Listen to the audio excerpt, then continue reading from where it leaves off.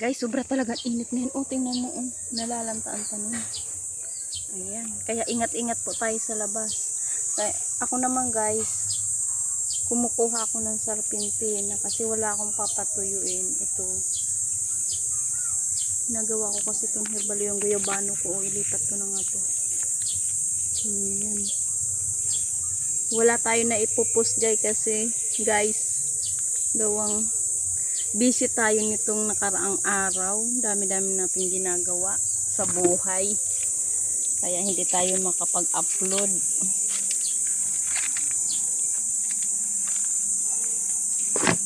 Kaya iyan, ang ating mga tanim nalalanta ngayon sa init. Ang oregano hindi masigla. Hindi sila ngayon masigla kasi sobrang init.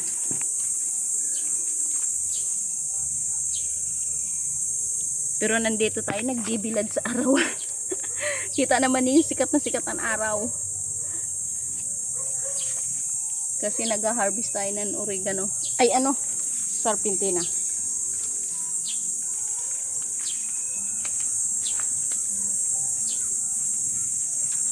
Tapos dito guys may sarpintina rin tayo dito sa styro. Yun ano ba to, katawan ng rep.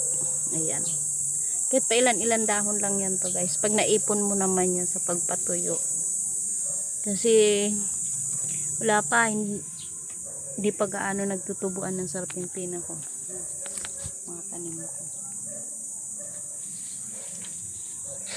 Kaya nilagyan ko nito guys na yero. Gawang pag umaano yun umuulan. Nauubos ang lupa ko. Yan. Lugbutihan natin ito guys. Dami natin insulin. Bayabas. Yan.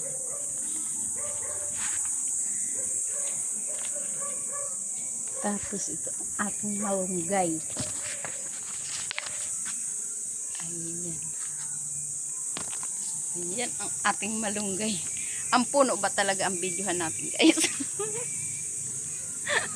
Ayan lang guys. Thank you for watching. Bye bye. Tayo papasok na sa loob. Maraming salamat sa nanonood ng mga video ko guys. Thank you. Kung saan man kayong naroroon. God bless you po. Bye.